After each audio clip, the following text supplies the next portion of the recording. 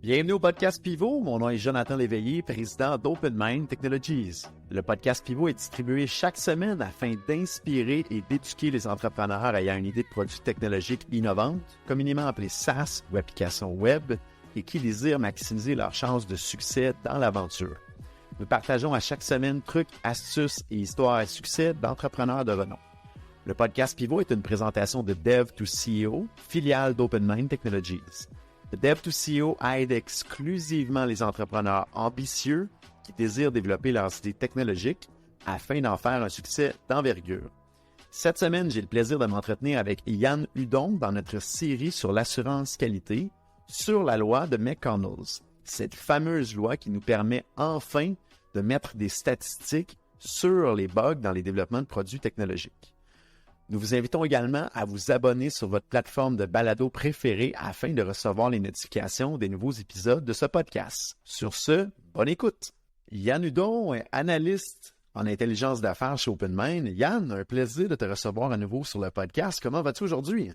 Un plaisir qui est mutuel. Ça va très bien, Jonathan. Comment vas-tu toi-même? Ça va très, très bien. Bien content de pouvoir te parler encore une fois aujourd'hui. Vous allez voir, Yann est un très, très bon vulgarisateur de théories qui peuvent être complexes. Il a une bonne capacité à simplifier les choses et à donner des bonnes analogies. Pour ceux qui ne connaissent pas Yann encore, Yann est un très bon collègue à nous chez OpenMind depuis plusieurs années. Il est très multidisciplinaire, là. Il a fait plusieurs postes, autant chez OpenMind que dans d'autres organisations.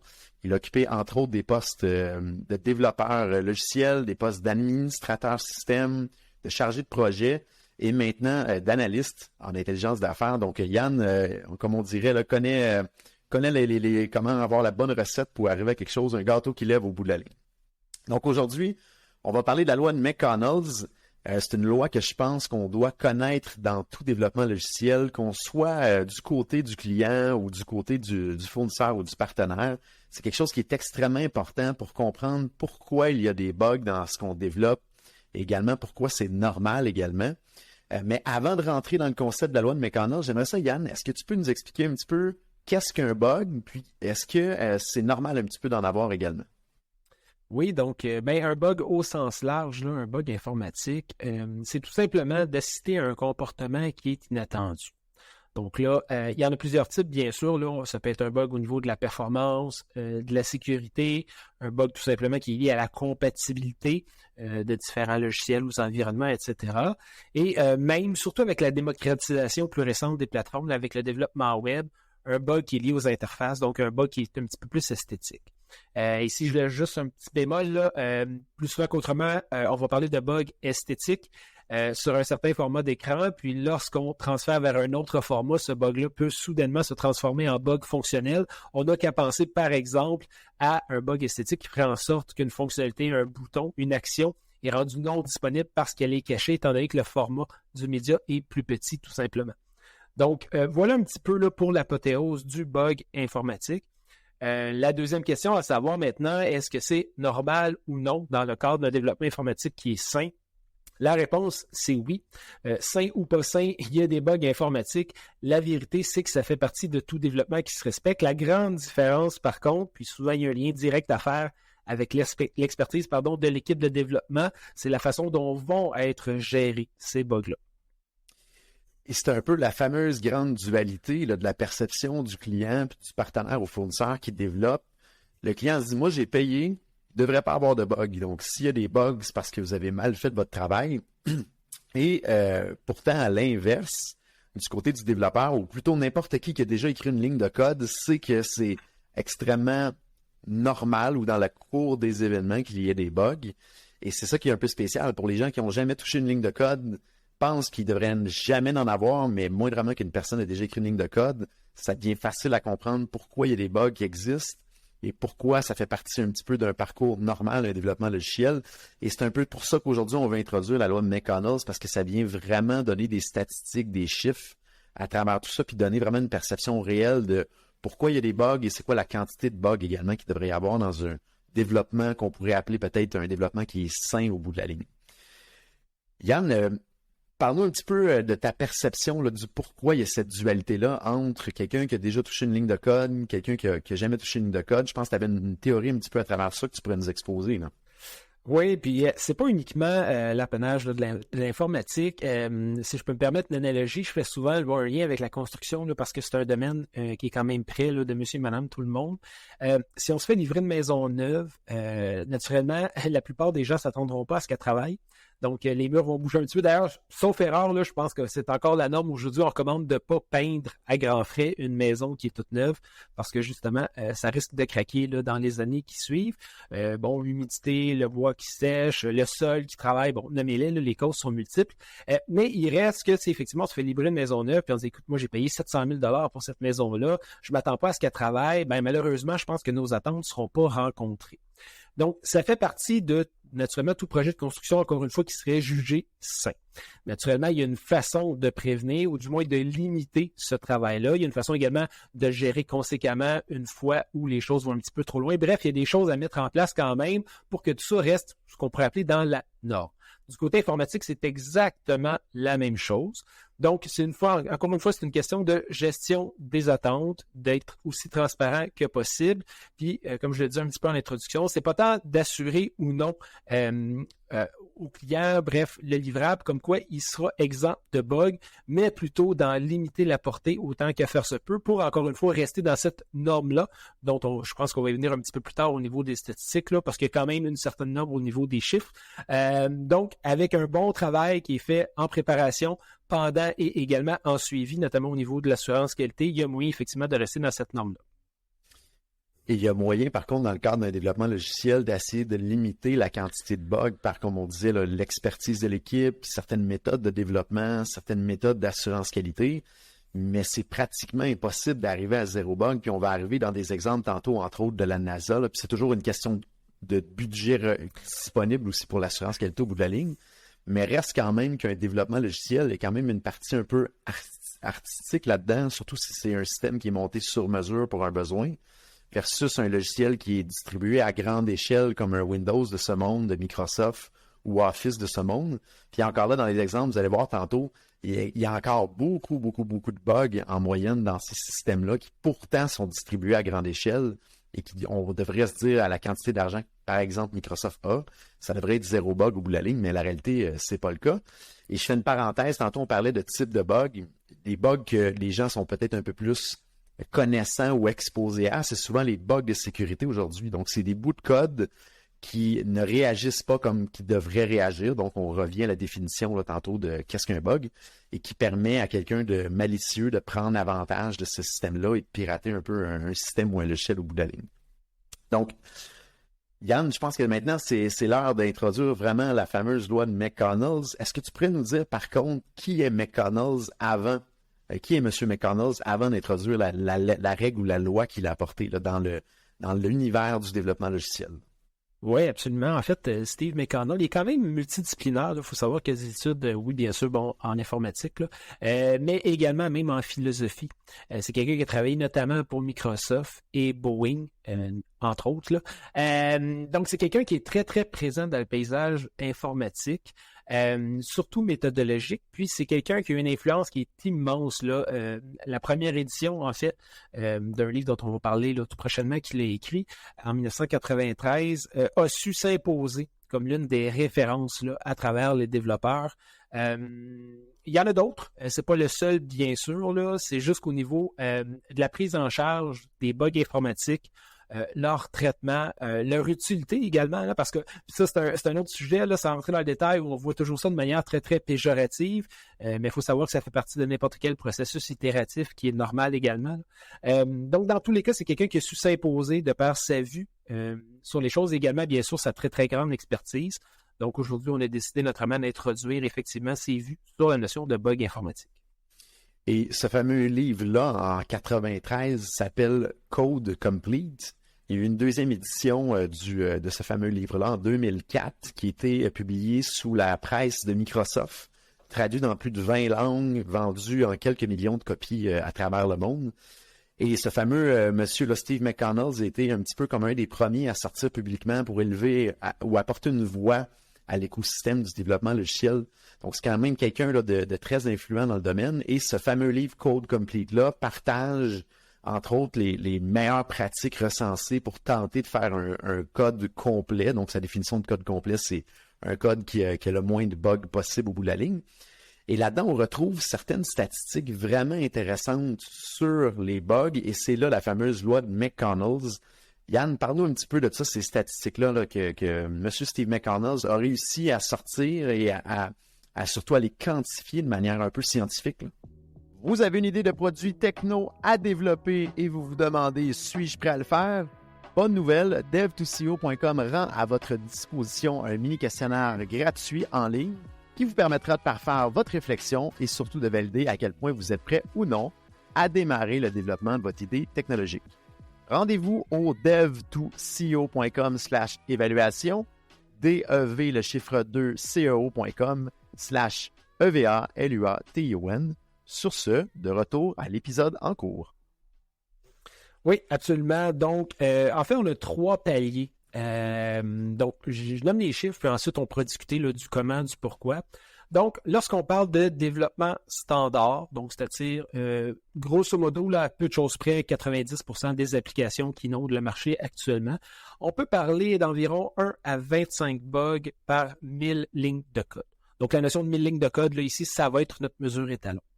Lorsqu'on va dans des très, très grandes sociétés, Microsoft, Oracle, Apple, les grands de ce monde, là, qui généralement ont des équipes de développement et des départements qui sont ultimement extrêmement gros, on peut parler cette fois-ci plutôt que de 1 à 25, de 10 à 20 bugs par 1000 lignes de code avant que le produit soit en production. Une fois qu'il est en production, plutôt que 1 à 25 comme on avait pour le développement standard, on tombe à 0,5 bugs par 1000 lignes de code. Donc, c'est intensément plus petit.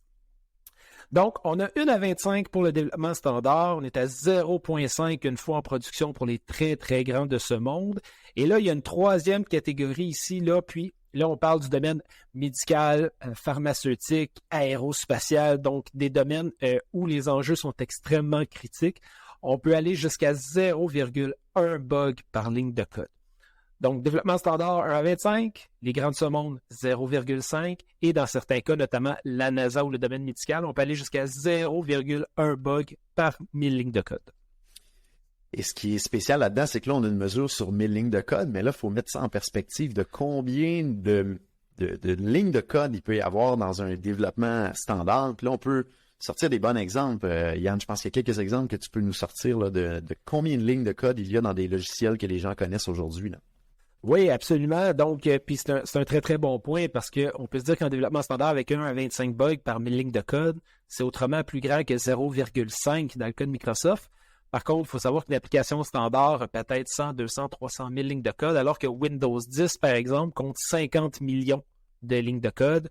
Instagram, à peu de choses près, la même chose. LinkedIn, on est à 8 millions de lignes de code. Donc, encore une fois, effectivement, là, il y a une question ici de proportion. Il ne faut pas voir ça de manière absolue. La chose qui est à retenir, bien sûr, comme dans beaucoup d'autres domaines, c'est plus le projet est d'ampleur, toute proportion gardée, et plus il y aura de bugs, tout simplement. Ce qui est spécial, c'est si on fait les maths à ce moment-là, Yann, si on prend exemple Windows qui a 50 millions de lignes de code et on vient dire que pour chaque 1000 lignes de code, il y a 0,5 d'effectuosité au bout de la ligne, ça nous donne quand même des chiffres assez impressionnants, là. On parle de 100 000 bugs qui sont, encore une fois, je le précise, jusqu'en production. Donc là, ça explique probablement pourquoi on reçoit des mises à jour de Windows de manière périodique et plus loin que ça, pourquoi maintenant elles sont imposées. Donc, tout le monde qui a un poste roulant sur Windows a eu à composer avec l'imposition des mises à jour, mais il y a des très, très bonnes raisons à cela. C'est que bon an, effectivement, on assiste à la présence de bugs, puis on en parlait un petit peu plus tôt en émission, dont la plupart de nos jours tourne au niveau de la question de la sécurité. Donc, c'est pas à prendre à la légère, bien sûr. Là, on ne parle pas simplement d'un bouton qui devrait fonctionner d'une certaine façon et qui fonctionne d'une autre. On parle vraiment de la possibilité là, de perdre son système en entier. Donc, il faut effectivement corriger ces bugs-là le plus rapidement possible. Et on le voit dans tous les systèmes, là, ces genres de mises à jour-là, qu'il peut y avoir autant sécurité qu'ajout de fonctionnalité, que correction d'esthétique. On le voit dans Windows, on va le voir sur nos téléphones mobiles, les fabricants de téléphones mobiles où les fabricants des logiciels d'exploitation vont nous envoyer des mises à jour constantes. On le voit de plus en plus également, par exemple, dans les voitures. Si on pense, par exemple, à Tesla, qui aujourd'hui est souvent renommé pour être un logiciel sur 4 roues, ben, quand la Tesla, la première version est sortie, du code qui gérait l'entièreté du véhicule pratiquement, mais il y a constamment des mises à jour qui sont envoyées par le fabricant des États-Unis pour amener ce logiciel-là à corriger des bugs de sécurité, fonctionnalités. Puis un bon exemple, ben, c'est l'utilisation en hiver de la Tesla. Si vous connaissez des gens au Québec qui ont testé la Tesla il y a quelques années versus aujourd'hui, pour le même véhicule, aujourd'hui, la Tesla se comporte beaucoup mieux en hiver, dans la neige, dans le froid, que ce que c'était dans le passé, simplement parce qu'ils ont corrigé certains bugs dans le code au bout de la ligne pour venir améliorer le comportement. Je ferai une référence également à d'autres podcasts qu'on a sortis dans la série Assurance Qualité, entre autres avec Mathieu Turgeon sur la règle du 20-30-50, qui est une règle extrêmement importante. Et généralement, quand on démarre un développement logiciel avec nos clients, on va généralement les éduquer sur ces deux concepts-là, la loi de McConnell et la loi du 20-30-50. Ça permet vraiment de mieux réussir à être sur la même longueur d'onde avec le client pour faire comprendre que des bugs, ça existe et que c'est très, très, très difficile ou pratiquement impossible d'en avoir aucun. Mais en même temps, la loi du 20-30-50 vient dire que c'est pas juste aux développeurs à faire les tests, il y a une partie à faire également de l'autre côté, mais surtout qu'il y a une partie des bugs qui seront probablement jamais découverts à travers tout ça en test et qui vont en avoir une partie découverte en production, mais ça se peut qu'il y ait certains bugs qui soient jamais découverts à travers le temps, ou qui vont être découverts dans très, très, très longtemps de ça. Et des bons exemples, c'est qu'aujourd'hui, même si le développement, exemple, de Windows XP, qui est un des Windows qui a été les plus populaires à vie, Windows XP, le développement est terminé depuis plusieurs années, et les gens découvrent encore des bugs de sécurité dans le système, même 5-10 ans plus tard, à la fin de ce développement-là, ce qui est assez impressionnant, là. Je ferai également un autre parallèle aussi avec un épisode sur la dette technologique qui est enregistré avec Vincent, encore un de nos collègues ici chez OpenMind, et qui permet d'expliquer qu'est-ce qu'une dette technique, excusez-moi, je vous dis technologique, mais une dette technique. C'est quoi les types d'enjeux par rapport aux dettes techniques et comment l'adresser et c'est quoi les outils aussi à travers tout ça.